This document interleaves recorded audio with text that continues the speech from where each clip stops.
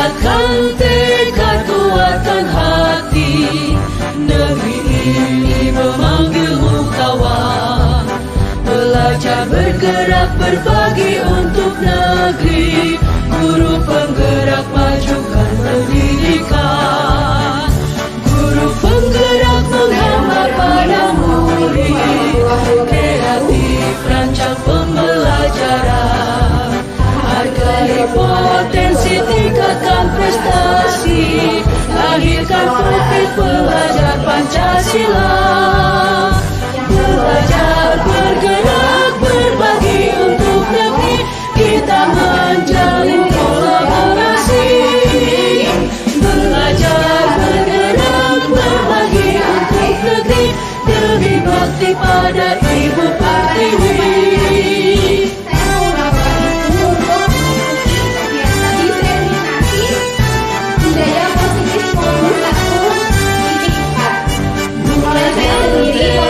Kuatkan hati, negeri ini memanggilmu kawan. Belajar, bergerak, berbagi untuk negeri. Guru penggerak, majukan pendidikan. Guru penggerak, menghambat pada murid. Kreatif, rancang pembelajaran. Hargai potensi, tingkatkan prestasi. Lahirkan profil pelajar Pancasila. Belajar, bergerak, berbagi untuk negeri. Kita menjalin kolaborasi. Belajar, bergerak, berbagi untuk negeri. Demi bakti pada Ibu Pertiwi. Belajar, bergerak, berbagi untuk negeri. Kita menjalin kolaborasi. Belajar, bergerak, berbagi untuk negeri. Demi bakti pada Ibu Pertiwi. Demi bakti pada Ibu Pertiwi. Dan bertakwa kepada Tuhan Yang Maha Esa. Kemudian mandiri juga ya. Itu. Nah, kemudian konsep inti budaya positif yang akan kita pelajari. Yang pertama ada perubahan paradigma belajar. Yang kedua, disiplin positif. 3, nilai-nilai kebajikan. 4, kebutuhan dasar manusia.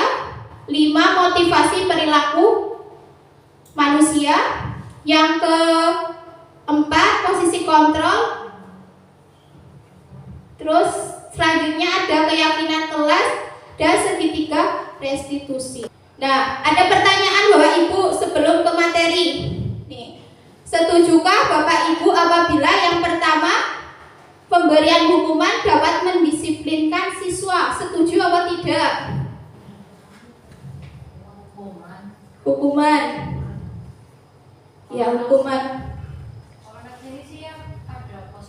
Ya, berarti ada yang setuju ya. Terus yang kedua, pemberian hadiah dapat meningkatkan prestasi siswa. Ya, setuju. Terus yang ketiga ada guru harus mampu memberikan solusi untuk siswa yang bermasalah.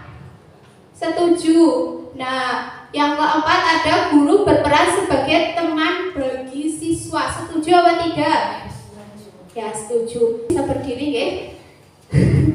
Untuk mengikuti gerakan yang di depan.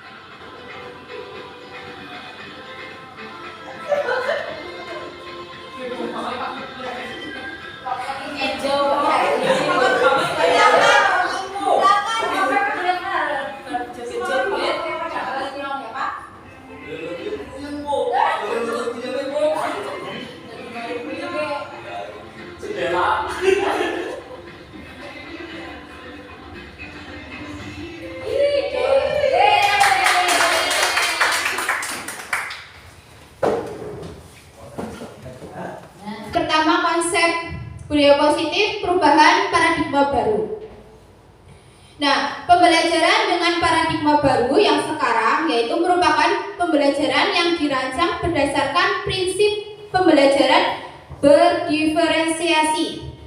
Berdiferensiasi di sini yaitu peserta didik belajar sesuai dengan kebutuhannya berdasarkan tahap perkembangan yang selaras dengan teori psikologis modern untuk mewujudkan profil pelajar Pancasila. Mungkin kalau kita dulu belajar di sekolah itu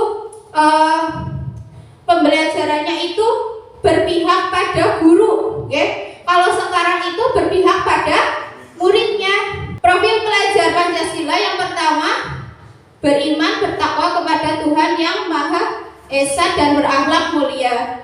Kemudian yang kedua, berkebinekaan global. Yang ketiga, gotong royong. Yang keempat, kreatif. Terus yang kelima ada bernalar kritis atau berpikir kritis. Terus mandiri. Nah, kita sudah menerapkan dengan kegiatan P5, ya, sudah sesuai dengan karakter pelajar Pancasila yang diharapkan. Nah, kemudian dasar pendidikan Ki Hajar Dewantoro, menurut Ki Hajar Dewantoro, dan itu menuntun bukan menuntut, ya, menuntun. Jadi Ki Hajar Dewantoro menjelaskan bahwa tujuan pendidikan yaitu menuntut segala kodrat yang ada pada anak agar mereka mencapai keselamatan dan kebahagiaan yang setinggi-tingginya baik sebagai manusia maupun sebagai anggota masyarakat. Kemudian yang kedua, kekuatan kodrat. Yang ketiga, menghamba pada murid.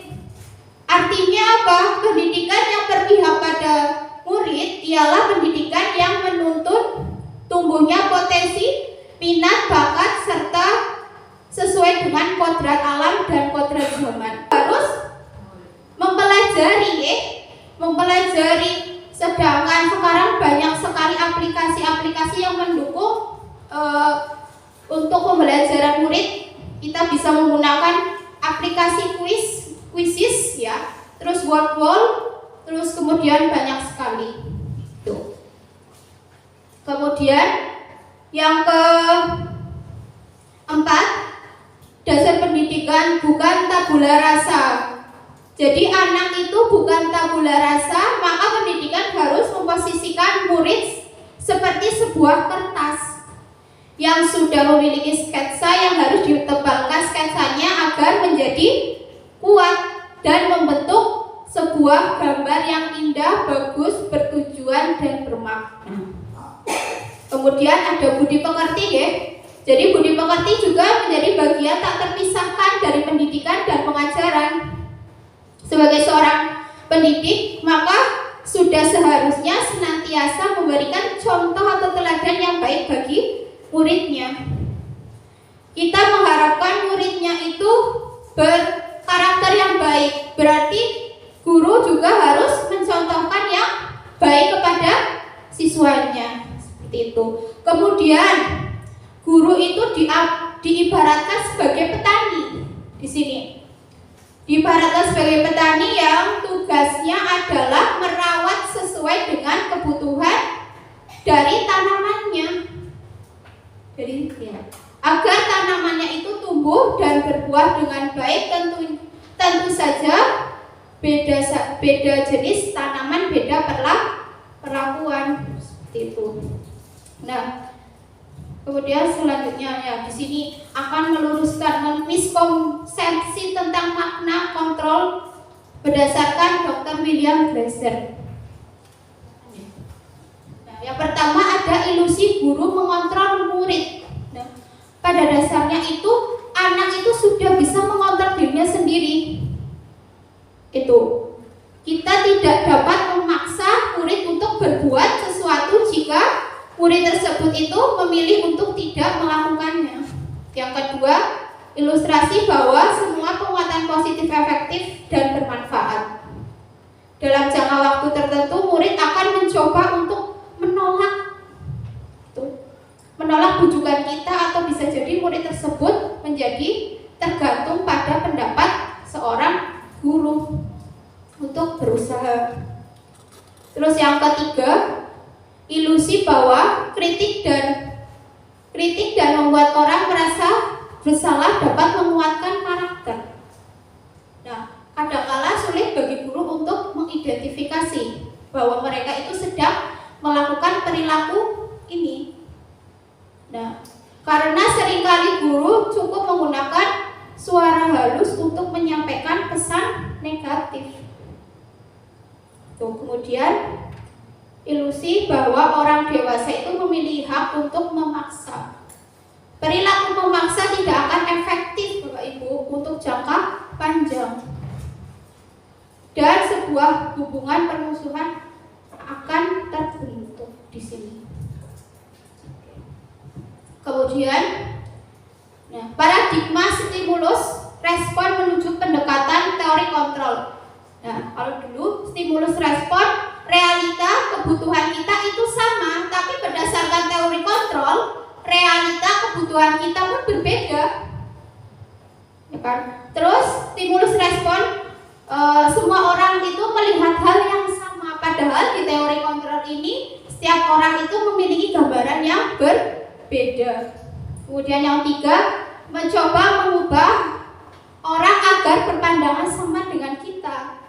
Itu teori kontrolnya, kita berusaha memahami pandangan orang lain tentang dunia. Kalau kita menyamakan itu tidak bisa, Bapak Ibu. Terus perilaku buruk dilihat sebagai suatu kesalahan. Terus pada teori kontrol, semua perilaku memiliki tujuan, ya Bapak Ibu. Kemudian orang lain bisa mengontrol saya.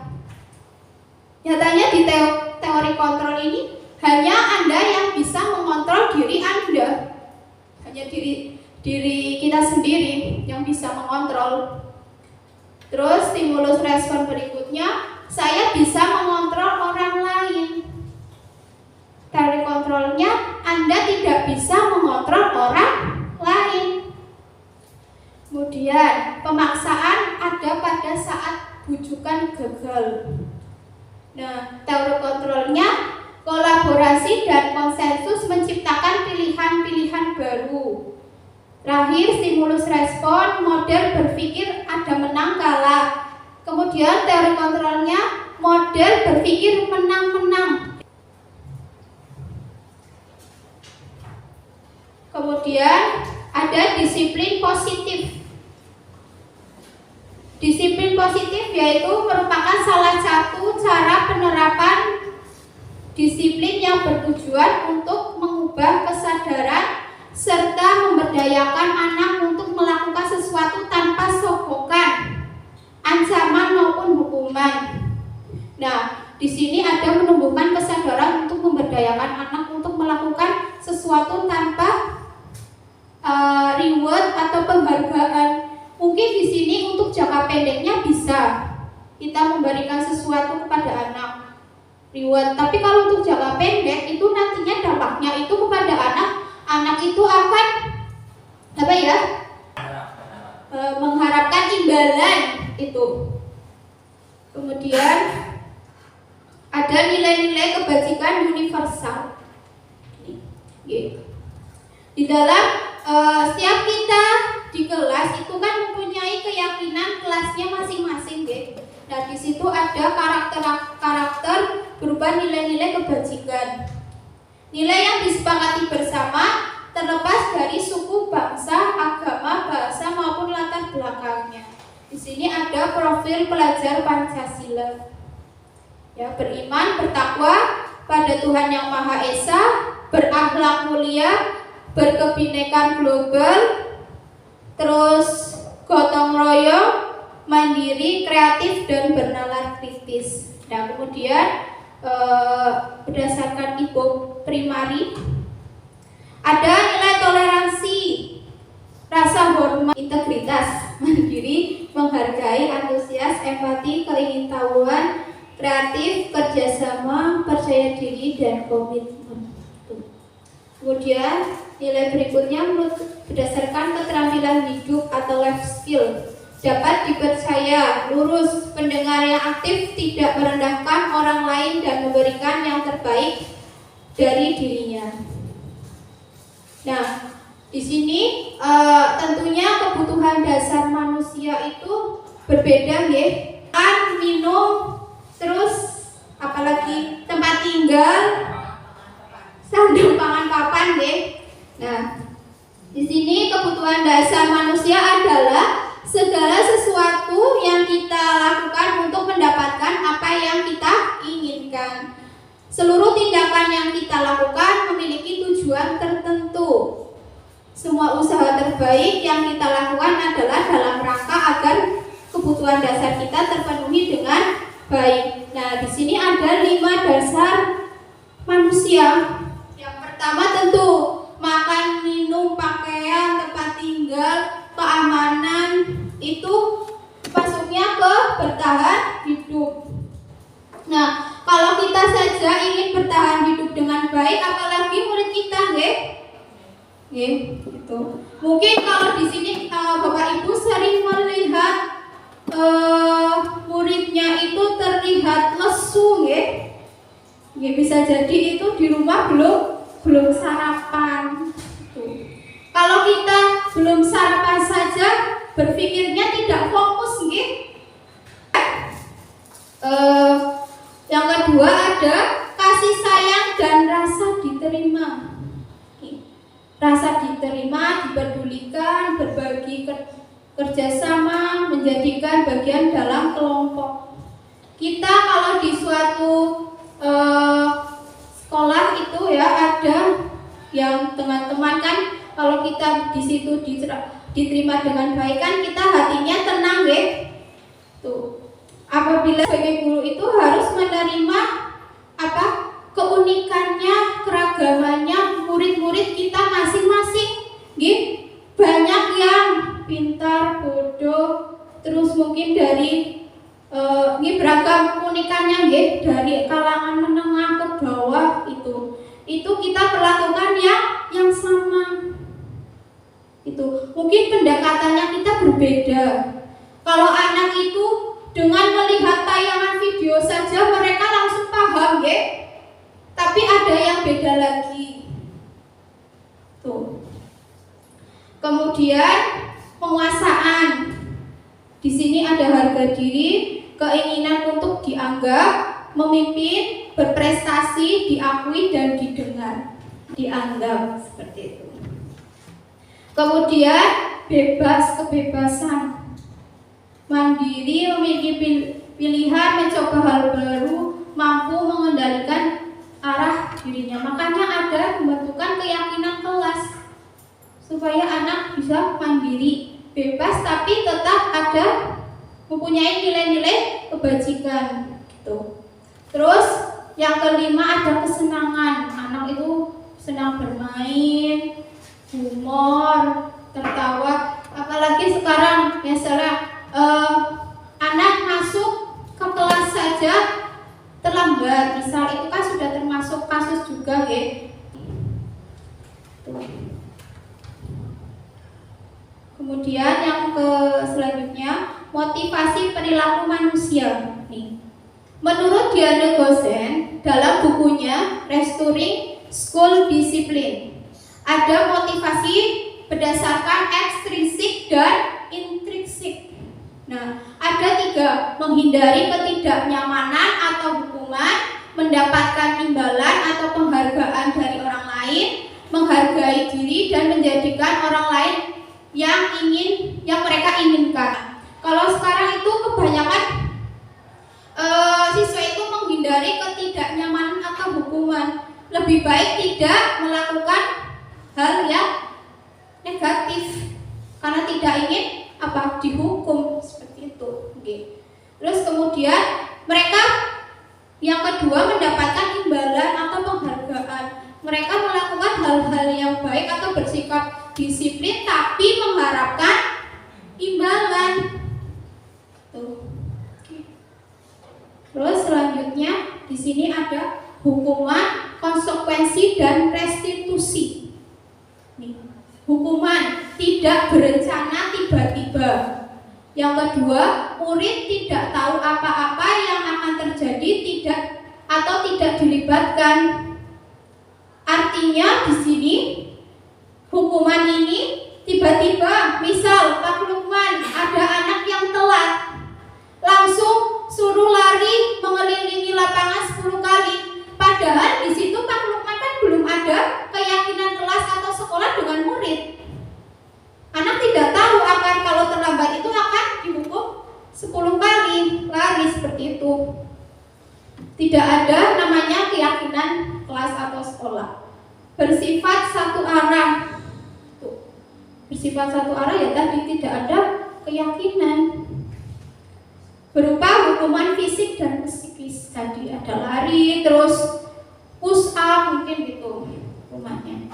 Terus yang kedua, konsekuensi terencana atau disepakati sesuai dengan peraturan. Sudah ada keyakinan kelas, nah terus murid tetap dibuat tidak nyaman.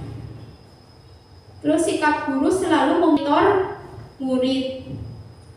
Jadi di sini konsekuensi terencana atau disepakati sesuai dengan peraturan. Misal pelajaran PKN saat itu, anak itu tiba-tiba dikasih kalau tidak mengerjakan PR itu menulis ulang 10 kali seperti itu. Itu kan membuat murid dibuat tidak nyaman di kelas. Itu. Terus kemudian restitusi proses menciptakan kondisi bagaimana murid untuk memperbaiki kesalahan.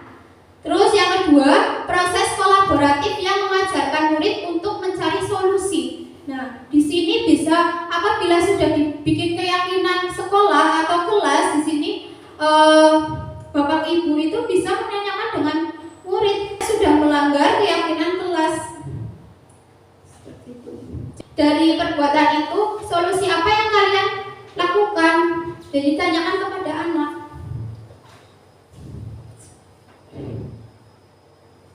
Nah, di sini ada pertanyaan ya Bapak Ibu. Nah, mencatat kalimat saya tidak akan terlambat lagi sebanyak 100 kali di buku. Mencatat kalimat termasuk dari hukuman atau konsekuensi? Hukuman ya.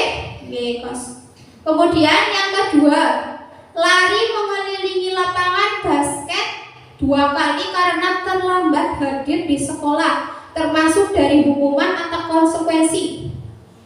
Hukuman ya, betul. Kemudian yang ketiga, membersihkan coretan yang dibuatnya di meja tulis. Ya, betul. Kemudian yang keempat, membersihkan WC karena merusak pensil teman. Hukuman atau konsekuensi? Ya, hukuman ya. Kemudian lari keliling lapangan karena terlambat 10 menit saat pelajaran PJOK. Hukuman atau konsekuensi? Konsekuensi.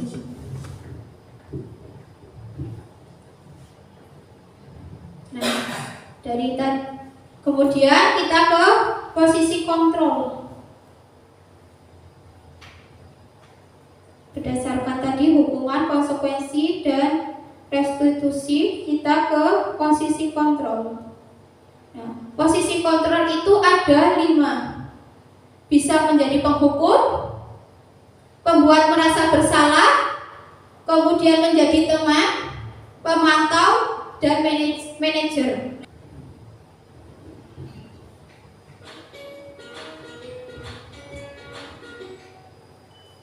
Salam bahagia Ibu dan Bapak Guru hebat.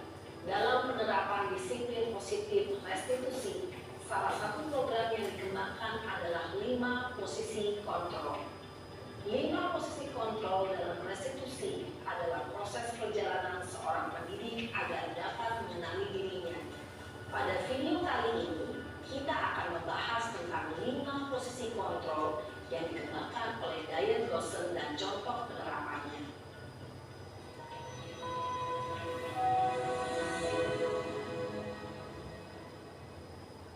5 posisi kontrol itu adalah 1. Posisi penghukum. 2. Posisi pembuat rasa bersalah. 3. Posisi teman. 4, posisi pemantau atau monitor, dan 5, posisi manajer.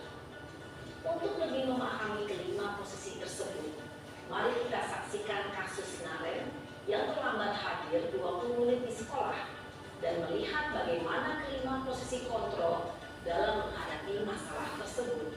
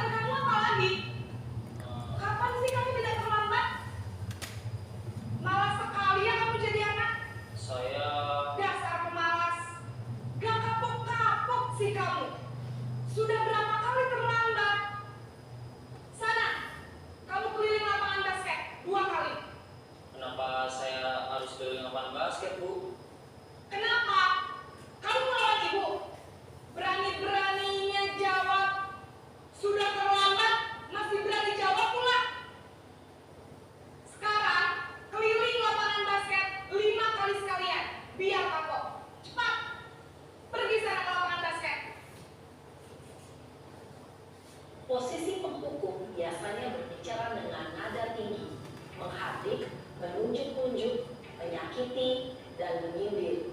Hukuman bisa berupa fisik maupun psikis. Ibu dan bapak guru hebat, dampak yang terjadi pada murid ketika guru berada pada posisi penghukum adalah murid cenderung akan memberontak, bahkan menyimpan dendam.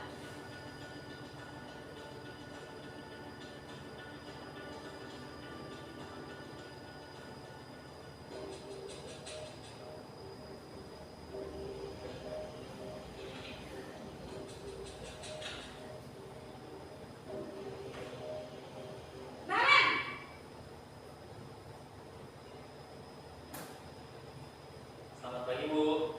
Naren, kamu kenapa terlambat lagi, nak? Ya Tuhan, Naren, kamu senang ya bikin ibu susah ya? Kalau kamu terlambat lagi, nanti ibu yang ditegur bapak kepala sekolah, nak. Disangka ibu tidak bisa membina kamu. Duh, gimana ini? Maaf, Bu. Duh, Gusti Naren, kamu suka ya kalau ibu ditegur bapak kepala sekolah? Terus, sekarang ibu harus tulis apa ini di buku absen? Ini kamu sudah sering terlambat loh. Ibu harus apa coba? Maaf, Bu. Maaf sekali. Ya sudah, lain kali jangan bikin ibu susah lagi anak ya. Ibu tidak akan kuat lagi kalau kamu gini terus. Bisa jantungan kalau ibu ditegur bapak kepala sekolah. Sana cepat ke kelas. Maaf ya, Bu. Maaf sekali. Posisi membuat rasa bersalah berbicara dengan nada tenang, cenderung lembut, namun kata-kata yang diutarakan membuat murid merasa menjadi orang yang gagal, memandang buruk dirinya sendiri, merasa tidak berharga, dan tidak sanggup membahagiakan orang lain. Ketika guru mengambil posisi pembuat rasa bersalah, murid akan menganggap dirinya yang bersalah dan ia akan menyimpan emosi negatif tersebut di dalam dirinya.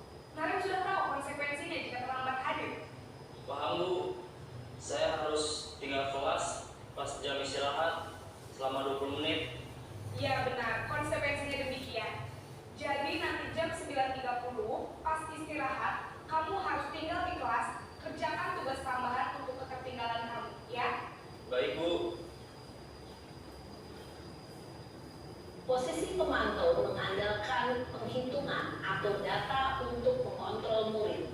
Guru mengarahkan murid berdasarkan peraturan dan konsekuensi.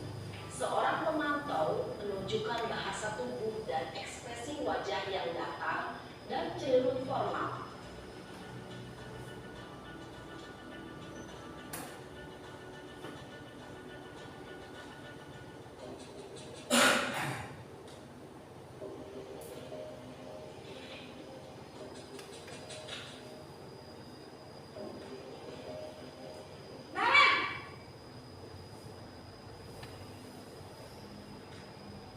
Selamat pagi, Bu. Selamat pagi, Naren. Maaf, Bu. Saya terlambat. Iya, sekolah masuknya jam 7, sekarang sudah jam 7.20. Jadi sekarang bagaimana ini, Naren? Maaf, Bu. Saya lupa setel alarm saya semalam. Baiklah, menurut kamu, keyakinan sekolah yang mana yang perlu kamu tingkatkan? Menghargai diri sendiri dan orang lain mungkin ya, Bu.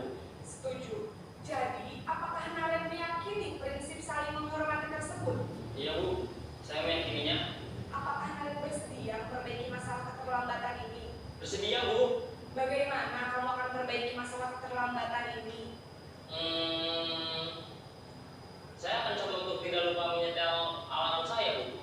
Baik, kalau Naren lupa menyetel alarm di rumah, ada orang yang kira-kira bisa bantu mengingatkan tidak? Ada, Bu. Kakak saya, Kak Emma. Ada lagi selain Kak Emma? Selain Kak Emma, ada ibu saya. Baik, jadi yang mengingatkan Naren adalah Kak Emma dan ibu kamu ya? Kira-kira akan mulai setel alarm kapan nih, Naren? Setelah pulang sekolah, akan segera saya lakukan. Baik, jadi Naren akan setel alarm untuk bangun besok pagi dan akan diingatkan oleh kakak dan ibunda Naren ya. Ada lagi yang mungkin perlu dilakukan, Naren, agar tidak terlambat bangun lagi. Tidak ada, Bu. Baik, Naren, terima kasih untuk kerjasama kamu. Sekarang kamu perlu kembali ke kelas untuk belajar. Baik, Bu. Terima kasih. Posisi manajer adalah posisi kontrol yang disarankan untuk membimbing murid memiliki sikap disiplin yang positif, yaitu murid yang mandiri, bertanggung jawab, dan dapat memecahkan masalah. Tujuan dari posisi ini adalah agar murid dapat berefleksi atas tindakannya. Guru akan dengan tulus memberikan pertanyaan-pertanyaan bermakna, sehingga membuat murid dapat belajar dari kesalahannya dan mencari sebuah solusi untuk menyelesaikannya. Ibu dan bapak guru hebat, setelah mengamati adegan kelima posisi kontrol tadi, kira-kira posisi mana yang paling ideal? Posisi mana yang dapat menunjang motivasi intrinsik murid? Ya, tentu posisi manajer. Posisi ini memang posisi ideal yang ingin dituju setiap pendidik. Pada posisi inilah, guru dapat menerapkan disiplin positif yang memihak pada murid, yang memerdekakan murid. Perjalanan seorang pendidik tentunya tidak mudah untuk sampai pada posisi seorang manajer. Namun, tujuan kita pasti, yaitu menciptakan murid-murid yang mandiri, merdeka, dan bertanggung jawab. Semoga penggambaran 5 posisi kontrol yang telah diperlihatkan ini dapat menjadi ajang refleksi bagi kita semua, agar dapat terus mengasah dan menerapkan disiplin positif yang memerdekakan murid. Mari terus berlatih dan bersemangat. Selamat menerapkan. Salam dan bahagia, Ibu dan Bapak Guru hebat.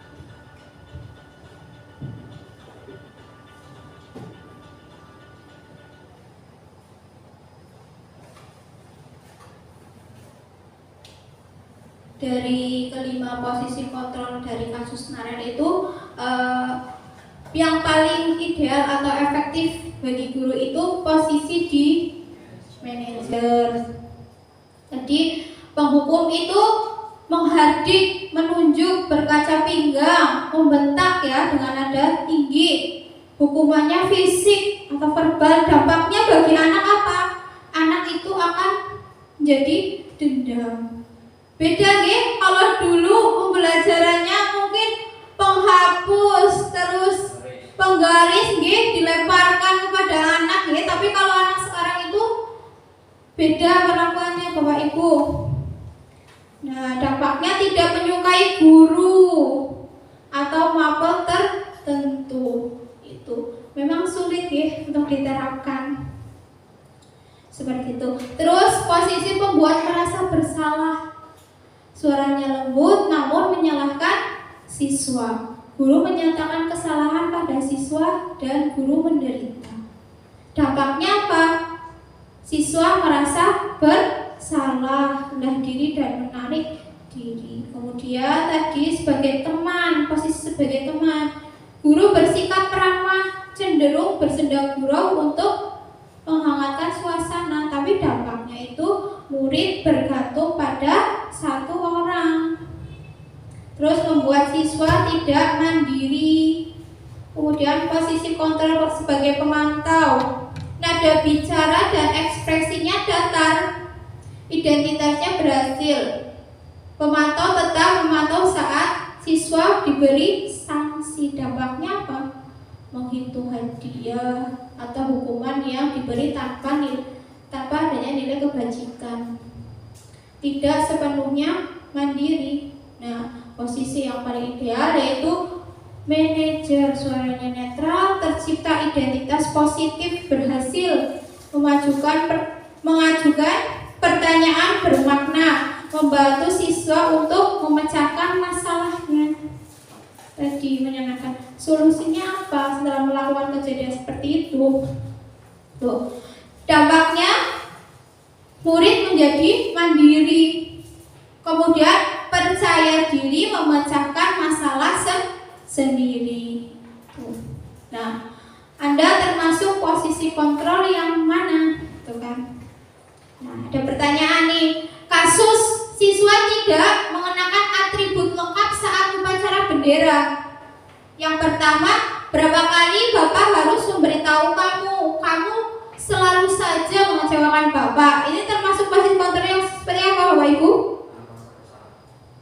Ya, membuat merasa bersalah. Kemudian hormat bendera 1 jam. Oke? Penghukum. Oke. Terus, apakah kamu tahu kesalahanmu? Kira-kira bagaimana kamu perbaiki kesalahanmu? Apa Bapak Ibu? Manajer. Oke. Terus, ayo dong ikut aturan sekolah. Tolong bantu ibu sekali ini saja. Ya sudah, tidak apa-apa. Lain kali jangan sampai berbuat seperti ini lagi ya. Ini termasuk dari teman ya. Nah, yang terakhir, kamu sudah melanggar peraturan sekolah. Kamu tahu konsekuensinya. Setelah upacara, kamu beli atributnya, mengoperasi dan jangan diulangi lagi. Termasuk dari posisi kontrolnya seperti apa? Pemantau. Ini ya. Selanjutnya kita ke keyakinan kelas. Langsung ke pertanyaan G. Mengapa kita memiliki peraturan tentang menggunakan helm pada saat mengendarai kendaraan roda 2? Mengapa? Ya, demi keamanan, keselamatan, G. Terus yang kedua, mengapa kita memiliki peraturan tentang penggunaan masker dan mencuci tangan setiap hari? Ya, terus kesehatan bisa, G. Nah, dari pertanyaan ini langsung ke jadi yang pertama, keyakinan kelas itu dibuat berdasarkan kesepakatan antara guru dan siswa yang bersifat universal, menyeluruh. Yang kedua, peraturan biasanya itu dibuat oleh guru bersifat satu arah. Prosedurnya pembentukan keyakinan kelas. Yang pertama, mempersilahkan siswa untuk mencurahkan ide tentang peraturan yang disepakati. Kita bisa sticky note, sticky note, menuliskan anak-anak untuk mencurahkan ide-idenya. Kemudian mencatat semua masukan. Jadi anak menempelkan ke papan ke depan. Dan yang ketiga, ganti kalimat negatif menjadi positif.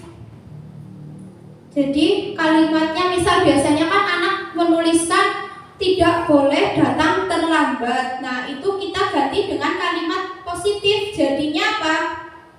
Datang tepat waktu. Nah, kemudian kalau ada kalimat lagi, jangan buang sembarangan. Nah, diganti menjadi pada positif. Ya, buanglah sampah pada tempatnya atau jaga kebersihan itu. Nah, kemudian yang keempat, tinjau kembali curangan pendapat yang terkumpul dan susun menjadi keyakinan kelas. Ditinjau lagi,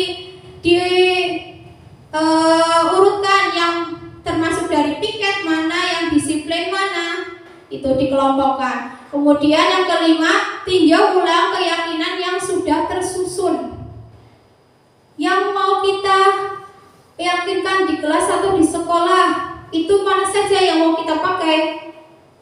Keyakinan itu tidak harus banyak, cukup dengan 3 atau 7 keyakinan saja. Kemudian yang keenam, meninjau dan menyetujui dengan menandatangani. Kita bisa membuat keyakinan kelas dengan sekreatif mungkin, atau kita kalau yang bisa Canva ya bisa diketik di situ, diketik ulang, nanti di-print dan ditandatangani oleh seluruh siswa. Ya, itu. Nah, kemudian keyakinan itu kita tempelkan ke dinding yang terlihat oleh siswa. Itu bisa supaya terbaca jelas. Nah, kemudian keyakinan itu ditempel di dinding kelas. Jadi supaya apa? Ketika anak melakukan kesalahan, kita sudah membuat keyakinan kelas itu. Iya, seperti itu. Kemudian tadi ubah kalimat peraturan menjadi keyakinan kelas. Saya langsung saja. Kemudian yang terakhir ada segitiga restitusi. Suatu proses dialog yang dijalankan oleh guru agar menghasilkan murid yang mandiri dan bertanggung jawab. Tadi sebagai posisi kontrol manager, ada yang pertama menanyakan keyakinan, yang kedua menstabilkan identitas, yang ketiga itu validasi tindakan yang salah. Itu kita bisa menerapkan segitiga restitusi ini. Nah, menstabilkan identitas, berdasarkan prinsip pembuat kesalahan adalah bagian dari proses pembelajaran. Seperti tadi yang kasusnya kemarin ya, yang pertama kalau di posisi manajer, menstabilkan identitas bisa menanyakan dengan pertanyaan berbuat salah itu wajar. Tidak ada manusia yang sempurna. Bapak Ibu juga pernah melakukan kesalahan itu. Bapak Ibu tidak mencari siapa yang salah, tapi Bapak Ibu ingin mencari solusi dari permasalahan ini. Kamu berhak merasa begitu. Ya. Kemudian yang kedua ada validasi tindakan yang salah. Nah, prinsip setiap perilaku berupaya memenuhi suatu kebutuhan tertentu. Yang pertama dengan pertanyaan, kamu pasti punya alasan mengapa melakukan hal itu. Kan supaya anak itu berpikir ya, padahal kamu itu bisa melakukan yang lebih buruk dari ini. Terus, kamu pasti bangga karena telah melindungi sesuatu yang penting buat kamu. Kamu melakukan karena pertahankan sesuatu yang penting bagimu. Validasi yang. Dan yang ketiga bisa menanyakan keyakinan. Nah, prinsip setiap teori kontrol bahwa pada dasarnya kita termotivasi secara intrinsik dari dalam gitu. Apa keyakinan kelas kita? Tuh mengingatkan kepada anak tanggung jawab, mandiri, hormat atau yang lainnya. Nilai-nilai apa yang telah disepakati bersama? Tuh. Seperti apa gambaran sebuah kelas yang ideal menurut kamu? Kamu ingin menjadi orang yang seperti apa?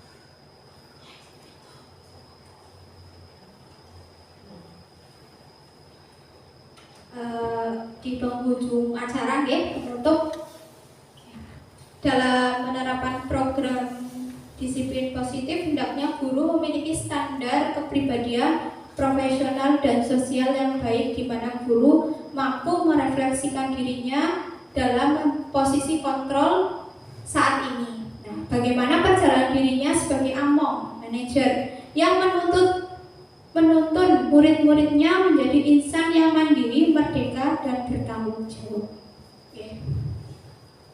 Oke, cukup sekian atau ada pertanyaan? Sudah, saya akhiri pertemuan hari ini. Apabila banyak kata-kata yang kurang berkenan di hati Bapak Ibu, kami mohon maaf dan sudah menyempatkan waktunya untuk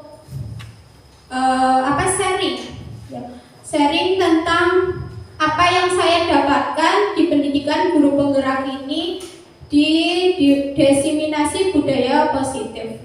Ya, saya akhiri pertemuan hari ini. Billahi taufiq wal hidayah. Wassalamualaikum warahmatullahi wabarakatuh.